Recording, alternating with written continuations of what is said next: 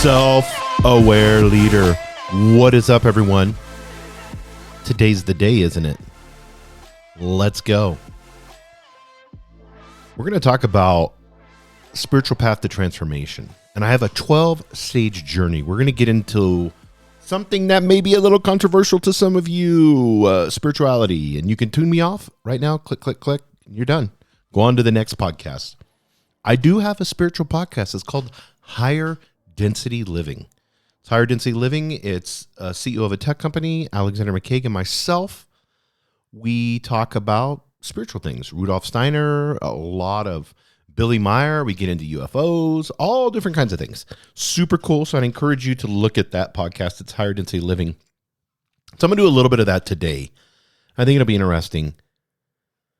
I want to talk about awakening awareness as a self-aware leader. I think the first thing we have to look at when we want to awaken awareness is understanding and admitting our limitations. And this is tough for our ego, isn't it? Our ego wants to say, we can do it all. I got this. No worries. I'm all strength, no weakness. We're just gonna plow through the wall. And sometimes that's useful, isn't it? In competition, different things like that, to push yourself to go farther, but that's not sustainable. And when you understand and also admit openly your limitations, guess what happens? You can start working to be holistic and have a business that's not just hiring people that are cheerleaders or people that are just like you, little mini yous, but you can hire people specifically to handle those limitations so you don't have to do those things. That's the whole idea. If you hate accounting and you hate numbers, the first person you're going to hire is somebody that knows how to handle numbers. You can hire somebody that can do it part-time, or you can go talk to a firm and spend a little bit extra money and have them, our local person that has high ratings that you can say, hey, can you do everything for my business financially wise? I want you to handle it. I want you to help me with that. I suck at that, but I'm really good at sales, or I'm really good at marketing, whatever it may be. And if you suck at one of those, you want to hire somebody that can handle that. But you have to understand and admit it. And then next is realizing that our current path is unsustainable. What you're doing right now doesn't work if you're not happy physically, mentally, spiritually, and emotionally.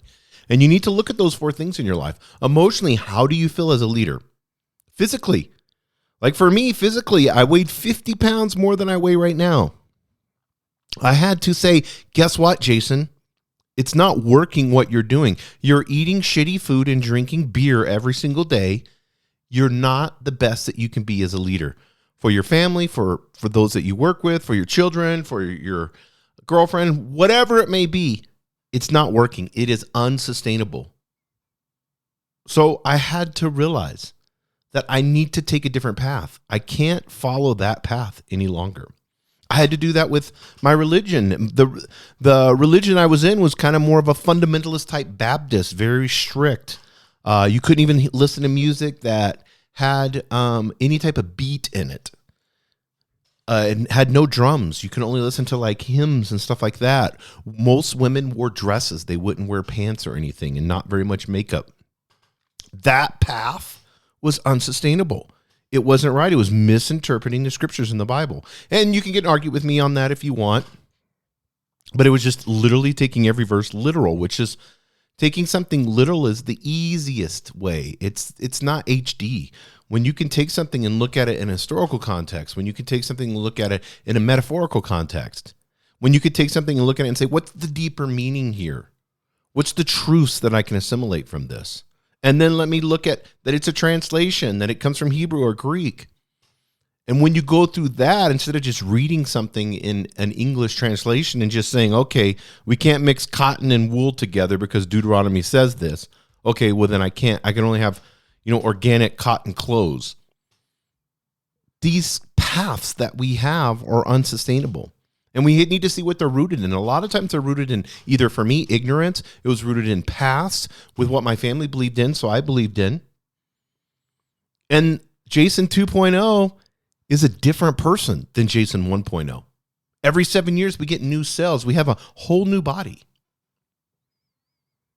And then next for awakening awareness is exercises in self-awareness and mindfulness. And I talk about this all the time, so I'm not going to get into this real heavily. But what does it look like to ask yourself self-aware questions constantly? If you're getting angry, ask yourself why. Ask yourself if this is a false belief or a trigger. What's going on? Why am I getting angry and emotional for no reason right now? I do that all the time. Why am I feeling depressed? And then mindfulness, being mindful, like not passing judgment on the emotion, just closing your eyes, taking a deep breath, just relax. Just doing that alone. Taking the breath and relaxing and being mindful, that alone can solve a shitload of problems. Just doing that. Just taking 2 seconds to relax is huge. Just try that. Just, okay, no, I'm not going to go rush up out of my seat and go yell at the person. Let me take a deep breath. Let me relax. Why am I so irritated at this person right now? Oh, it's a mirror reflecting back on my weakness. Oh, I really know I haven't done a good job in training them. I really know that I haven't spent the time that I should, and I'm expecting them to do something that I can't. This is a problem I always see, especially with business owners. They think that everybody should think like them. You're the business owner. They're an employee. They would be a business owner if they thought like you.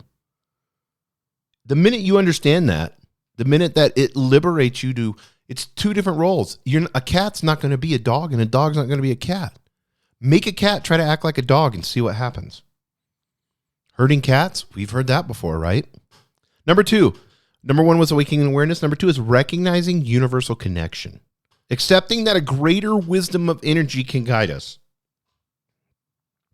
There is an energy. There is a greater wisdom. I believe it's my higher self. Me in the future looking back, that's enlightened and perfectly at peace and full of love, is looking back and not going against my free will, but guiding me. So when I pray to my higher self.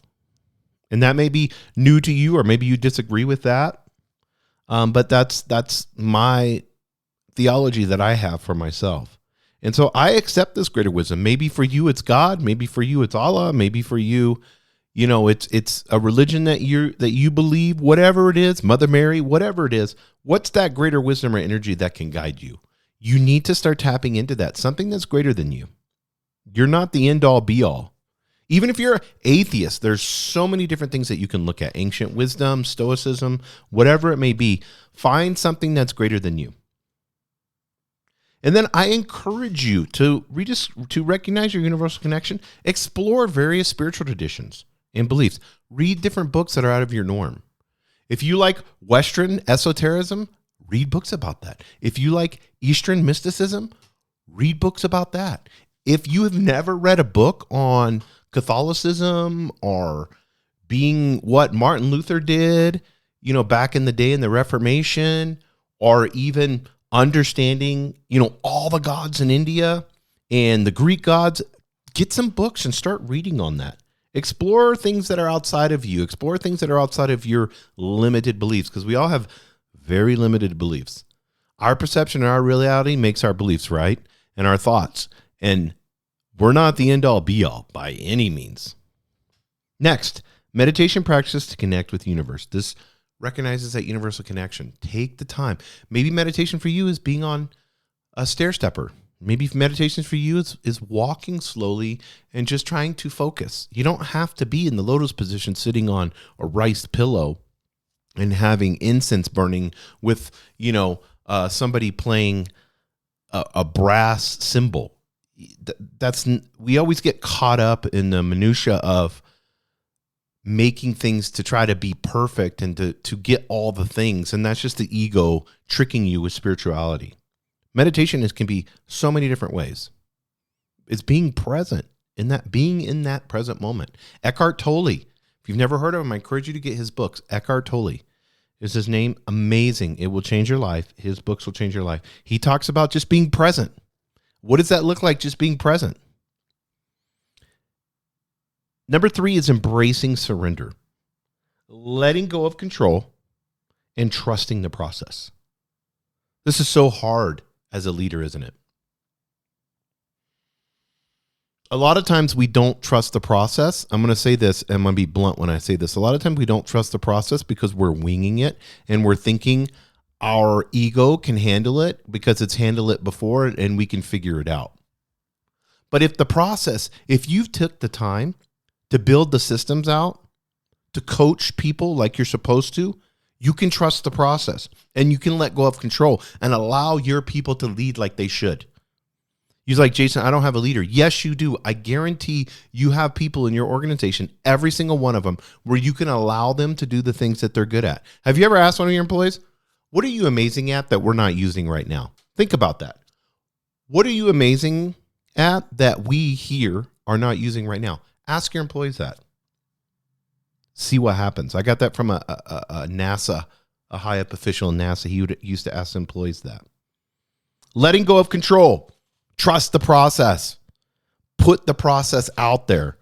You can trust things when you've gone over it 1,000 times, literally. Alex Hormozi talks about this. He goes, the reason you're nervous in a speech because you haven't gone over it enough times. If you go over it to where it makes you literally sick, go over your presentation hundreds and hundreds of times, multiple times a day for 90 days before, and you consistently do that, and you know every freaking word, and you're like, oh my God, when you go out there, you're not going to be as nervous. Why? Because you're confident. You know. You can trust the process because you did this 1,000 times. Next is developing faith in a higher self or universal intelligence. And I talked about that, and I talk about that a lot on my podcast. Developing a faith in a higher self. There is a universal intelligence. It's proven. Physics has proven it. Science has proven this. There is so much that we do not know. Even just our eyesight alone, we can only see like 0.% of the color spectrum, not including the sounds that we cannot hear. We're basically, they said, walking through the universe blind as a bat. All our senses are hardly anything. So to base all of your life off of, well, this is my reality. What is your reality? They even said there's multiple dimensions with multiple yous in it operating at the same time. And some dimensions aren't bound by space and time. That's science, guys. What the fuck is that? So guess what? There's a universal intelligence out there. The matrix is real. Next is practical techniques for surrendering ego. Find a way to get rid of it. For me, it's like when I feel that emotion, it's not real. I tell myself, I snap my fingers and say, this is not real, Jason. This is not real. What is real? You showing love. That's what's real. You figuring out the problem before you react and act like an idiot. Find practical techniques for surrendering ego. These are all things. These are 3 of them, and I have 12 of them, so we're going to go through this slowly, but we're going to be done for today. I want you to understand awakening awareness, recognizing universal connection, and embracing surrender. Though these 3 things can help you out tremendously on that spiritual path to transformation.